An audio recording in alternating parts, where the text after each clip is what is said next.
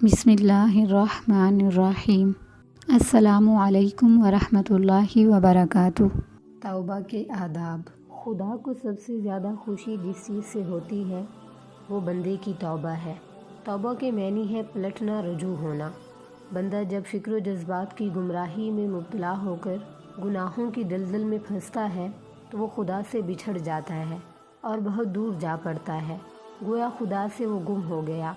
और जब वो फिर पलटता है और शर्मसार होकर खुदा की तरफ मुतवज्जे होता है तो यूँ समझिए कि गोया खुदा को अपना गुमशुदा बंदा फिर मिल गया। तौबा की कबूलियत से कभी मायूस ना हो, कैसे ही बड़े बड़े गुनाह हो गए हों। तौबा से अपने नफ्स को पाक कीजिए और खुदा से पुरुम्मीद रहिए। मायूसी काफिरों का शिवा है। मोमिनों की तो इम्तियाजी खूबी ही यही है कि वो बहुत ज़्यादा तौबा करने वाले होते हैं और किसी हाल में खुदा से मायूस नहीं होते। गुनाहों की ज़्यादती से घबराकर मायूसी में मुब्तला होना और तौबा की कबूलियत से नाउमीद होना ज़हन व फ़िक्र की तबाहकुन गुमराही है। खुदा ने अपने महबूब बंदों की ये तारीफ़ नहीं फरमाई है कि इनसे गुनाहों का सदूर नहीं होता, बल्कि फरमाया इनसे गुनाह होते हैं लेकिन वो अपने गुनाहों पर इसरार नहीं करते, सफाई से इनका एतराफ़ करते हैं और ख़ुद को पाक करने के लिए बेचैन होते हैं। खुदा की रहमत से हमेशा पुरुम्मीद रहिए और ये यकीन रखिए कि मेरे गुनाह खा कितने ही ज़्यादा हों, खुदा की रहमत इससे कहीं ज़्यादा वसी है। समंदर के झाग से ज़्यादा गुनाह करने वाला भी जब अपने गुनाहों पर शर्मसार होकर खुदा के हुजूर गिड़गिड़ाता है तो खुदा इसकी सुनता है और इसे अपने दामन रहमत में पनाह देता है। ज़िंदगी के किसी हिस्से में गुनाहों पर शर्मसारी और नदामत का एहसास पैदा हो, इसे खुदा की तौफीक समझिए और तौबा के दरवाज़े को खुला समझिए। खुदा अपने बंदों की तौबा इस वक्त तक कबूल फरमाता है जब तक इनकी सांस नहीं उखड़ती। अलबत्ता सांस उखड़ने के बाद जब इंसान दूसरे आलम में झांकने लगता है तो तौबा की गुंजाइश ख़त्म हो जाती है। सिर्फ खुदा के हुजूर अपने गुनाहों का इकरार कीजिए, इसी के हुजूर गिड़गिड़ाइए और इसी के सामने अपनी आजिज़ी, बेकसी और ख़ताकारी का इजहार कीजिए।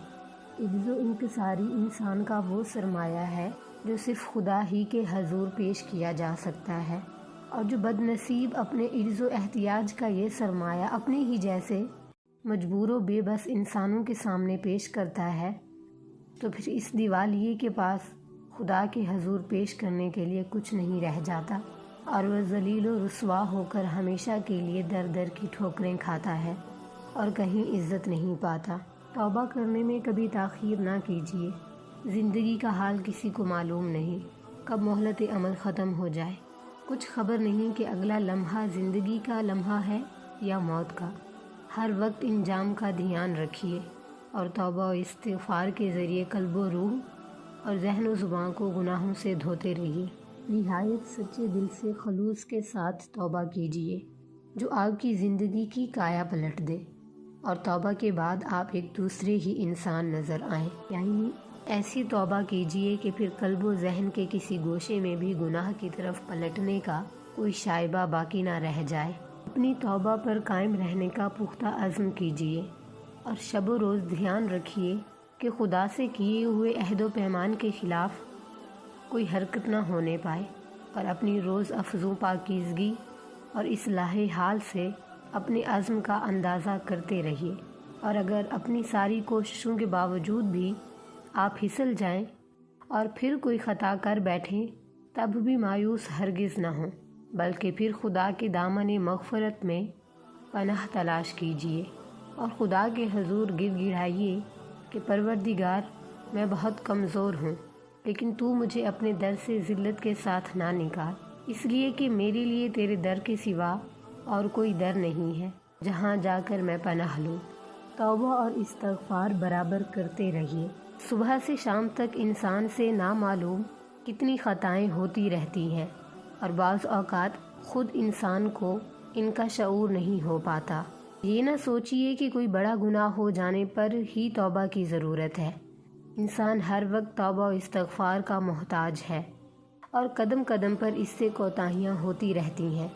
खुद नबी सल्लल्लाहु अलैहि वसल्लम दिन में 70 बार اور 100 بار توبہ و استغفار فرماتے تھے۔ جو گنہگار توبہ کر کے اپنی زندگی کو سدھار لے، اسے کبھی حقیر نہ سمجھیے۔ سید الاستغفار کا اہتمام کیجیے۔ نبی صلی اللہ علیہ وآلہ وسلم نے حضرت شداد بن اوس رضی اللہ عنہ کو بتایا کہ سید الاستغفار یعنی سب سے عمدہ دعا یہ ہے: خدایا تو میرا پروردگار ہے، تیرے سوا کوئی اور معبود نہیں، تو نے مجھے پیدا کیا اور میں تیرا بندہ ہوں، اور میں نے تجھ سے بندگی اور اطاعت کا جو عہد و پیمان باندھا ہے اس پر اپنے بس بھر قائم رہوں گا، اور جو گناہ بھی مجھ سے سرزد ہوئے ان کے نتائج بد سے بچنے کے لیے میں تیری پناہ گاہ کا طالب ہوں۔ تو نے مجھے جن جن نعمتوں سے نوازا ہے ان کا میں اقرار کرتا ہوں، اور مجھے اعتراف ہے کہ میں گنہگار ہوں۔ بس اے میرے پروردگار، میرے جرم کو معاف فرما دے، تیرے سوا میرے گناہوں کو اور کون معاف کرنے والا ہے۔ جزاک اللہ خیرہ۔